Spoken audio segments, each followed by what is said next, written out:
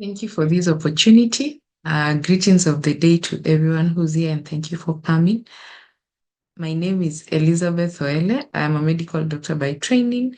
I have since transitioned to epidemiology and research, and I currently lead sponsored programs in Kisumu County Department of Health. My leadership journey focused on examining the leadership and implementation of cervical cancer screening through a gender lens in Kisumu County in Kenya. And the reason why we chose cervical cancer is because it is the fourth commonest cancer amongst women globally. Every year, we record 660,000 new cases, 350,000 deaths every year, with high rates of incidence and mortality in low and middle income countries, Kenya being one of them. In 2022, 95% of deaths occurred in the low and middle income countries. By 2030, the world anticipates to have eliminated cervical cancer, and one of the global targets that has been set is that 70% of women need to have been screened by 2030. Recognizing screening and treatment of precancerous lesions amongst women of reproductive age as an important intervention, we focused on the screening program in Kisumu that is performed in adherence to the guidelines from the National Cancer Control Program. And the department has been leading a rapid result initiative that has led to a demonstrable increase in uptake of screening from 6% in 2020 to 14% in 2022. We needed to document the health leadership perspectives on this screening program and to explore the gender factors affecting the uptake of screening, which would provide an opportunity to improve the access and quality of our screening services. We executed the project in two parts.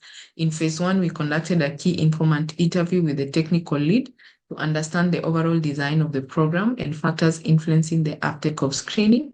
And in the proposed second phase, we will be conducting focus group discussion with women accessing these services while feedbacking into the program.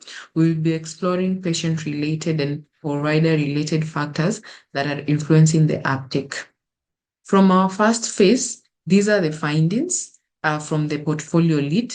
One, that institutionalization and recognition of the cervical cancer screening program in the department has created demand for the service. Two, that identification and formal appointment of a portfolio lead has spurred growth.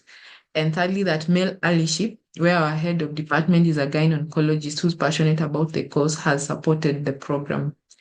We've also realized that strategic partnerships with organizations in the same space and those championing women health is beneficial, and that soliciting client satisfaction and feedback regularly is desirable.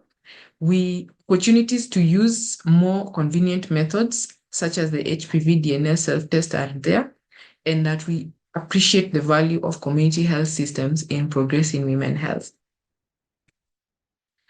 Thank you. That brings me to the end of the first phase of my presentation. I will transition to the leadership journey that I have been undertaking over 1 year, where I have learned about authentic, inclusive, strategic, and impactful leadership.